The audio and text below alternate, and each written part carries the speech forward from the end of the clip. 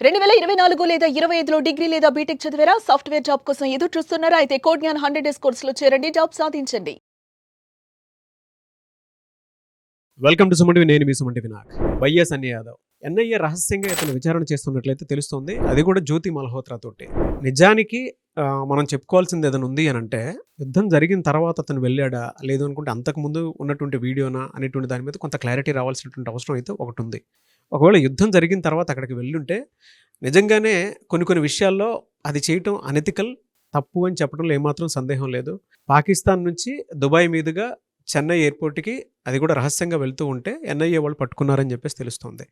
And జ్యోతి మల్హోత్రాని ఇతన్ని కలిపి విచారణ చేస్తున్నట్లయితే ఒక సమాచారం అయితే ఉంది. అది ఏ మేరకు నిజం, ఏ విధంగా ఉంది అనేది ఈరోజు మనతో పాటు హైకోర్టు అడ్వకేట్ అలాగే రవీంద్రనాథ్ గారు ఉన్నారు. అది వారి మాటలోనే తెలుసుకుందాం. Hello sir. హాయ్ అండి నాగరాజ్ గారు.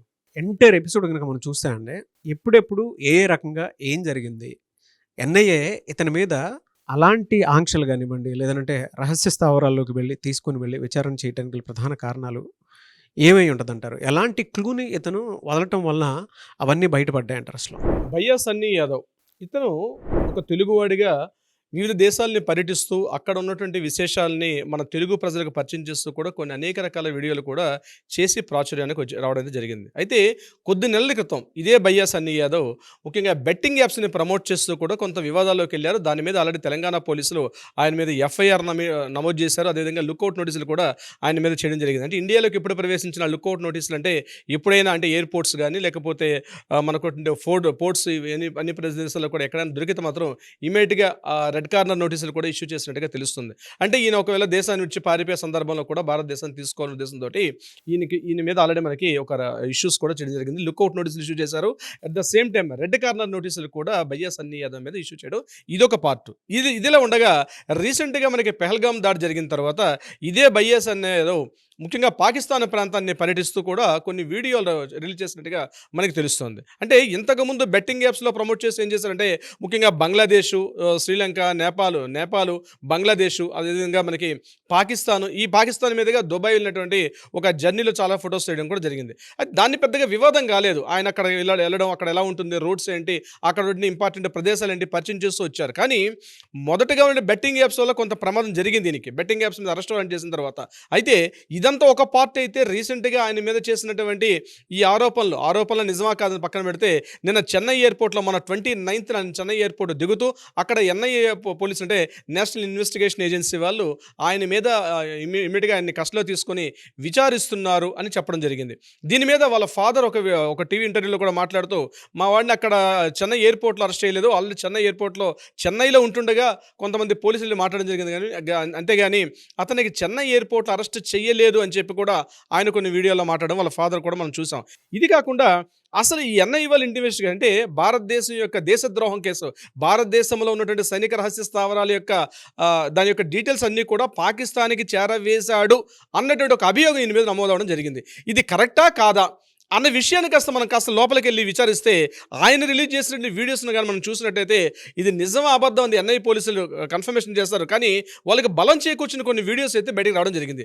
ముఖ్యంగా 2024 October 9th and October 10th ఆ ప్రాంతంలో ఈ 2 రోజులు కూడా ఆయన ఇస్లామాబాద్లో ఆయన పర్యటించినట్టుగా కొన్ని వీడియోస్ రిలీజ్ చేశారు. అయితే ఇస్లామాబాద్లో పర్యటించారు కదా, దానిలో పెద్ద తప్పే ఉంది.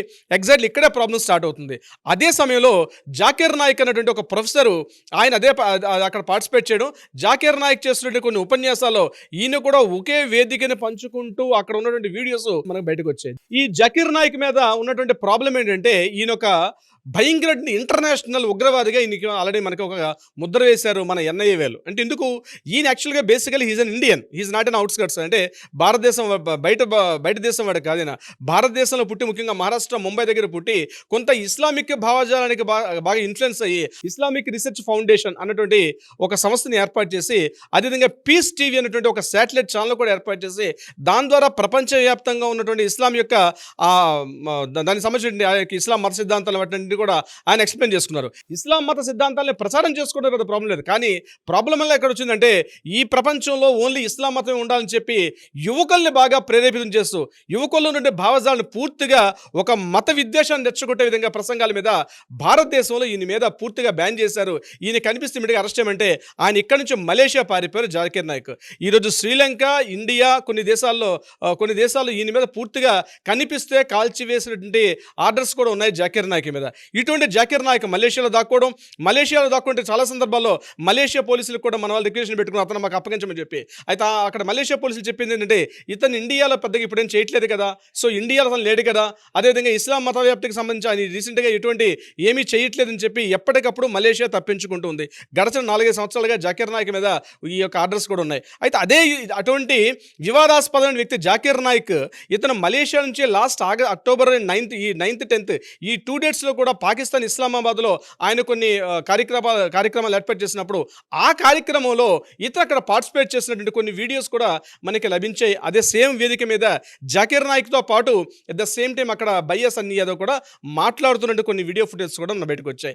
అదొక్కటే కాకుండా ఆయన రిలీజ్ చేసిన వీడియోస్లో మరొక విషయం కూడా బయటకు వచ్చింది.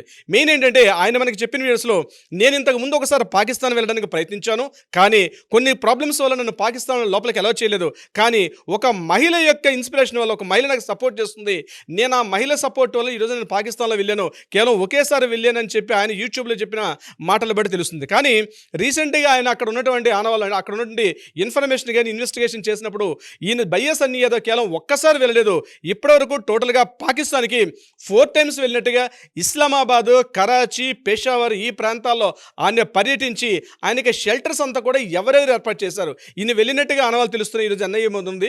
అయితే ఈరోజు ఆయన తీసుకొని ఆయన చేస్తున్న ఇన్వెస్టిగేషన్ అంటే ఎవరెవరు దీనిలో పార్టిసిపేట్ చేశారు, ఒక మహిళ నాకు సపోర్ట్ చేసింది అని ఆయన ఒక వీడియోలో చెప్పడం జరిగింది. ఆ మహిళ జ్యోతి మల్హోత్రా అనుకోవచ్చు. ఆ మహిళ జ్యోతి మల్హోత్రా కాదా, అవునా?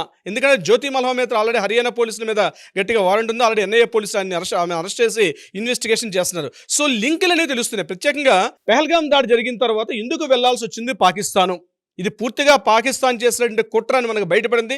దాని మీద మన ఆపరేషన్ సింధూర్ అన్నటువంటి కార్యక్రమాన్ని కూడా ఎక్సలెంట్గా చేసుకున్నాం. ఈరోజు పాకిస్తాన్ ప్రపంచ దేశాల ముందు కూడా ఈరోజు పాకిస్తాన్ మోకాల మీద నిలబడే పరిస్థితిని తీసుకొచ్చింది మన భారతదేశ ప్రభుత్వం, మన సైనిక వీర కిషోరాలు. ఇటువంటి సందర్భంలో మన దేశంలో ఉన్నటువంటి యూత్ని ఉగ్రవాద దాడులకు ప్రేరేపితంగా అంటే మత మౌఢ్యాన్ని పెంచే విధంగా అనేక రకాల కార్యకలాపాల్లో పార్టిసిపేట్ చేసినట్టుగా బయ్యా సన్నీ యాదవ్ పార్టిసిపేట్ చేశారని చెప్పడానికి మనకి తెలిసిన ఇన్ఫర్మేషన్ ప్రకారం ఈ 3-4 ఆధారాలు దొరికినప్పుడు కూడా ఇంతకన్నా బలమైన కారణాలు ఉండొచ్చు అని చెప్పి అనుమానాలు కూడా ఉన్నాయి బయ్యా సన్నీ యాదవ్ మీద. అంటే డబ్బు ఆశ నాగరాజు గారు, అంటే డబ్బు సంపాదించాలంటే అనేక రకాల మార్గాలు ఉన్నాయి.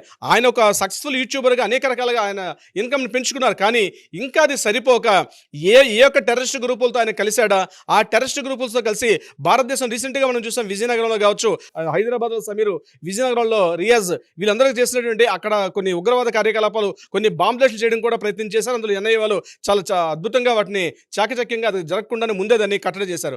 అంటే బయ్యా సన్నీ యాదవ్ వీటి వెనక ఏమన్నా ఉన్నారు. ఎందుకంటే జాకీర్ నాయక్ కనిపిస్తున్నాడు, జాకీర్ నాయక్తో పాటు బయ్యా సన్నీ యాదవ్ కూడా ఒకే వేదిక పంచుకుని మాట్లాడుతుండన్నది ఇంకా అనేక రకాల అనుమానాలు తావిస్తుంది. అంటే కేవలం మనకు తెలిసిన ఇన్ఫర్మేషన్ ఇంకా ఏమైనా ఉందా, ఎన్ఐఏ వాళ్ళు చేస్తున్న ఇన్వెస్టిగేషన్ బహుశా ఇదే అని చాలా వరకు డౌట్. ఆయన ఎక్కడున్నారు, ఏం చేస్తుందని చెప్పి ఆల్రెడీ హైకోర్టులో కూడా ఆయన మీద హెబియస్ కార్పస్ రిట్ పిటిషన్ వేశారు. ఎక్కడున్నా సరే ఇమ్మీడియట్గా కోర్టు ముందు ప్రవేశపెట్టమని చెప్పి వాళ్ళ పేరెంట్స్ హెబియస్ కార్పస్ ఫైల్ చేయడం కూడా జరిగింది, హైకోర్టులో చేశారు. అయినప్పటికీ కూడా ఇప్పటి వరకు బయ్యా సన్నీ యాదవ్ ఎక్కడ ఉన్నారు, ఎవరు ఇన్వెస్టిగేషన్ చేస్తున్నారు, ఎన్ఐఏ పోలీసులు అదుపులో ఉన్నారా లేదని కూడా ఎక్కడ కూడా మనకు అఫీషియల్గా ఎక్కడ కూడా ప్రకటన రాలేదు. బహుశా తొందరలో వచ్చే అవకాశం కూడా ఉంటుంది. ఏదేమైనప్పటికీ కూడా ఒకటి గుర్తుపెట్టుకోవాలి నాగరాజు గారు, భారతదేశం ఉంటూ ఈ భారతదేశం మనకు కల్పించే అనేక సౌకర్యాలు మనం పొందుతూ ఈ దేశం మీద కనీసం కృతజ్ఞత లేకుండా డబ్బు ఆశపడి విదేశీ ముష్కర మూకలకి మన జీవితాన్ని అర్పించుకుంటే ఇటువంటి పరిస్థితి వస్తుందని చెప్పి it's a great lesson for everyone. ముఖ్యంగా ఇటువంటి ఈ యొక్క టూర్లు చేసే వాళ్ళకి భారతదేశం మీద ట్రావెల్ చేసండి, విదేశాలకు ట్రావెల్ చాలా మంది చేశారు, అందరి మీద ఇటువంటి అభియోగాలు లేవే. కేవలం బయ్యా సన్నీ యాదవ్ మీద ఎందుకు వచ్చిందంటే ఏదో ఉంది, నిప్పులేందా పొగరాదు. ఇక్కడ నేను బయ్యా సన్నీ యాదవ్ ప్రత్యేకంగా నేను వ్యతిరేకంగా చెప్పడం ఉద్దేశం కాదు కాబట్టి ఏదో ఉండొచ్చు, మేబీ అది జరగకూడదు అనుకుందాం. ఆయనకి అటువంటి ముఠాలతో సంబంధం లేదు, క్లీన్ చిట్గా బయటకు వస్తాడని మనం ఆశిద్దాం నాగరాజు గారు. ఇది దేశానికి సంబంధించినటువంటి విషయం.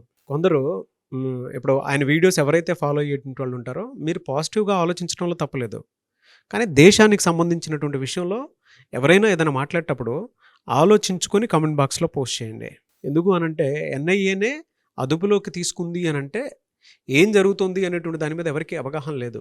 అలా అని చెప్పేసి ఎవరు పడితే వాళ్ళు ఏది పడితే అది మాట్లాడడానికి కూడా న్యూస్ స్ప్రెడ్ చేయరు. అది ఆ ఫాలోవర్స్ ఎవరైతే ఉంటారో అది మీరు గమనించాలి. ఇది దేశానికి సంబంధించినటువంటి ముఖ్యమైన అంశం. అదొక్కటి మీరు గుర్తుపెట్టుకోండి.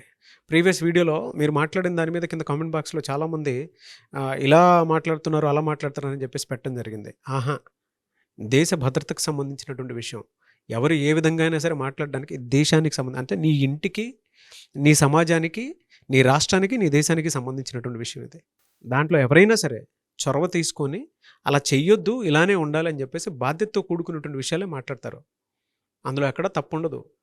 దాని కనుక మీరు ఖండిస్తే అది ఇంకొక అతిపెద్ద దేశద్రోహం. ఎగ్జాక్ట్లీ నాగరాజ్ గారు, అవునండి. ఎనీవే సార్, థ్యాంక్ యూ అండి. Thank you so much Ravindranath గారు. Thank you so much Nagaraj గారు. సుమన్ టీవీలో మీ పర్సనల్ అండ్ బిజినెస్ ప్రమోషన్స్ కోసం కింది నెంబర్కి కాంటాక్ట్ చేయండి.